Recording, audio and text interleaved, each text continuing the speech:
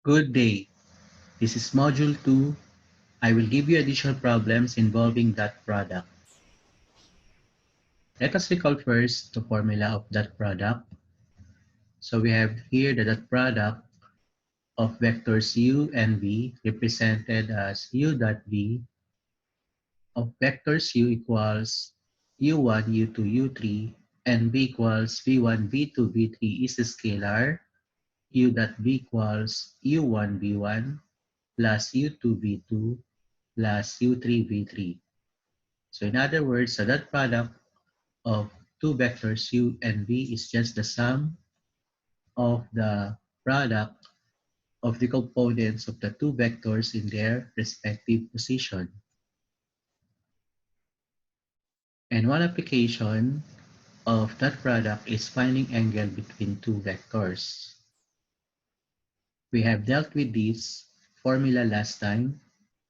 Let us recall that the angle between two non-zero vectors u and v, which is theta, equals inverse cosine of u dot v over the product of the magnitudes of the two vectors u and v. Take note that u dot v equals 0, theta equals 90 degrees. If u dot v is less than 0, then theta is an obtuse angle. If u dot v is greater than 0, then theta is an acute angle. For orthogonal vectors, the vectors u and v are orthogonal or perpendicular if u dot v equals 0. Let us solve this problem. Find the measures of the angles of the triangle whose vertices are A 1, 0, at B 2, 1, and C at 1, negative 2. So first thing to do is to plot the 3 points on your x and y plane because these 3 points has only two coordinates. We have the ordered pair of numbers x and y. Plotting now the points we have at A, it is 1, 0. So let's have this as point A, which is 1, 0. Then point B is 2, 1.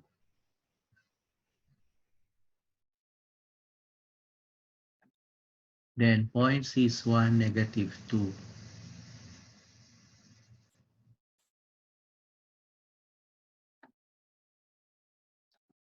So if we're going to plot these 3 points now, we'll have a triangle.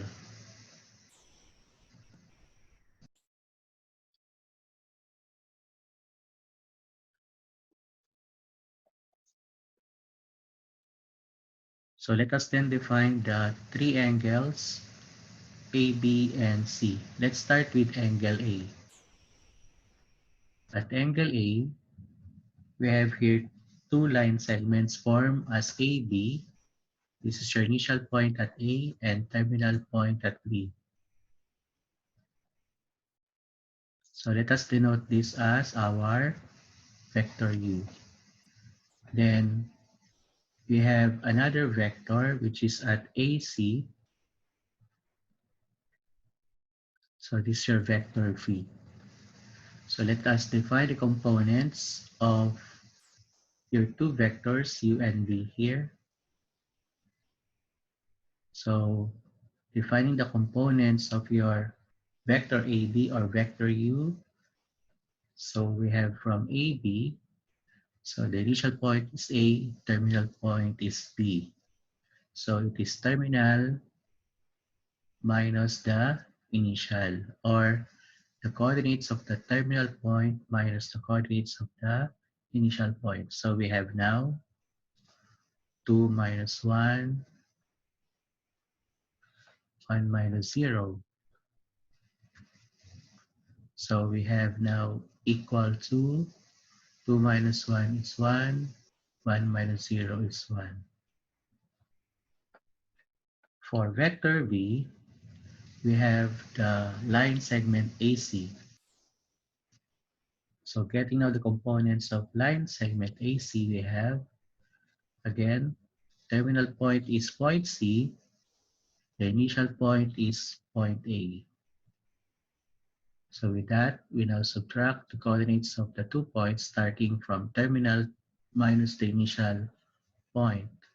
So that's 1 minus 1, negative 2 minus 0. So the answer is 1 minus 1 is 0, negative 2 minus 0 is negative 2. With that, we can now define angle A. So before we have that formula of angle A, so let's find first the magnitude of your vector U. So the magnitude of vector U will be equal to the square root of 1 squared plus quantity 1 squared. If you recall the formula, that magnitude of a vector U will be equal to square root of U1 squared plus U2 squared.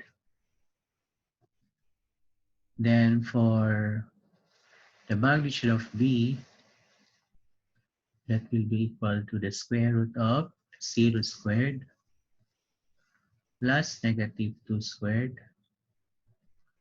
The answer is 4. Square root of 4 is 2. By the way, the answer here for the magnitude of U equals square root of 2. So with that, let's recall the formula of angle between two vectors. So theta equals arc cosine of U dot B all over magnitude of U times magnitude of V. So with that, we now have to get also the dot product of the two vectors. So we have here now 1 times 0. Then you have plus 1 times negative 2. That's from the components of your two vectors U and V. So recalling the formula, U1 times V1 plus U2 times V2. So the answer is negative 2. So with that, we can now define angle A. So angle A now is equal to arc cosine of U dot B is negative 2 all over, we have the product of the magnitudes. We have square root of 2 for magnitude of U, then 2 for magnitude of P. So with that, we can now cancel 2 and 2 in the numerator and denominator. So this gives us arc cosine of negative 1 over square root of 2. Using now our calculator, let's define arc cosine of negative 1 over square root of 2. So the angle that we found here for angle A is 135 degrees. So in defining now angle B, so I forgot to mention that you have to do the counterclockwise rotation so as to identify the initial point, or rather initial side and the terminal side. So this is important for finding angle between two vectors. So for angle A, the initial side is AB and the terminal side is AC. So that's why I have side AB to be vector U and side AC to be vector V. So in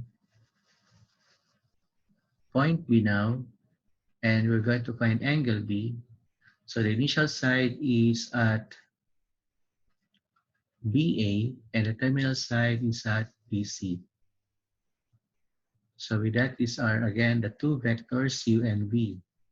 And defining the components of your two vectors. So starting with BA or vector U, let's get the difference of the coordinates of these 2 points, having point B as the initial point and point A as the terminal point. So that's why we have 1 minus 2, then 0 minus 1. So we have negative 1, negative 1. For side BC, the initial point is point B and the terminal point is point C.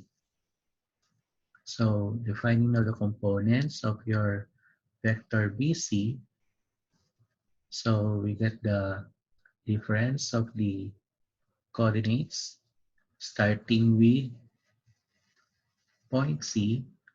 So that's 1 minus 2 on your point B, then negative 2 minus 1. So simplifying, we have negative 1, negative 3. Then getting now the magnitude of your vector U, that is equal to the square root of negative 1 squared plus negative 1 squared equals square root of 2.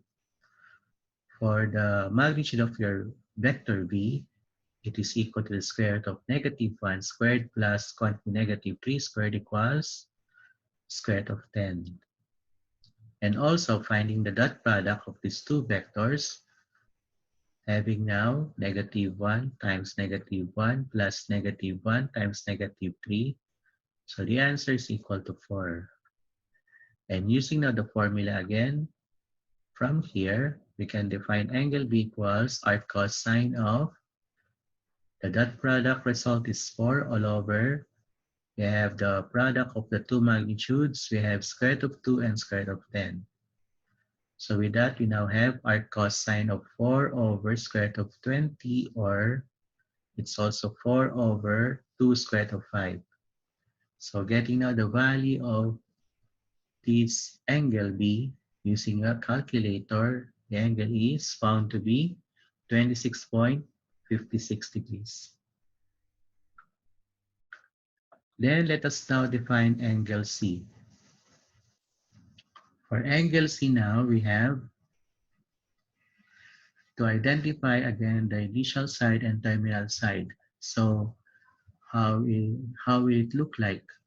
So in counterclockwise rotation, so we have this. So we can find, or we can define the initial side to be BC and the terminal side, or I should say this should be CB, and the terminal side is CA. So these are now your two vectors, U and V respectively. Finding now the components of CB, we have the terminal point is B now, initial point is C. So 2 minus 1, then we have 1 minus minus 2. So that becomes 1 plus 2. So therefore we have 1, 3. For vector B, we have the initial point is C, terminal point is A. So we have 1 minus 1, then 0 minus minus 2, that's 0 plus 2. So therefore 0, 2. We have it as the components of your vector V. Then getting the product of these two vectors, we have 1 times 0 plus 3 times 2. We have it as 6. Then also let's get the dot product of your two vectors. So we have square root of 1 squared plus quantity 3 squared. The answer is equal to square root of 10. Then in defining now the magnitude of V, that is equal to the square root of 0 squared plus 2 squared. The answer for the magnitude of V is equal to 2. Because this is 0 plus 4 is 4. Square root of 4 is 2. So with that, we can now define angle C to be equal to arc cosine of u dot b, which is 6 all over, you have the product of the two vectors, 2 squared of 10.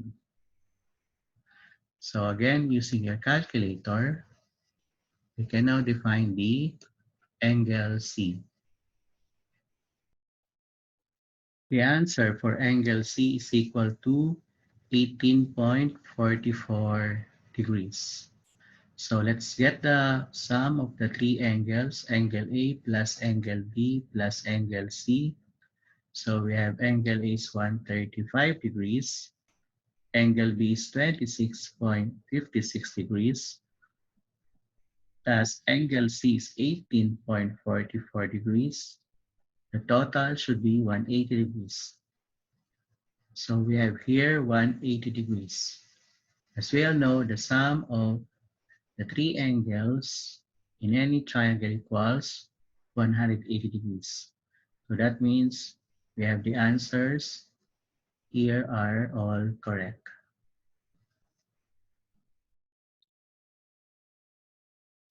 So this is one application of dot product, that is finding angle between two vectors.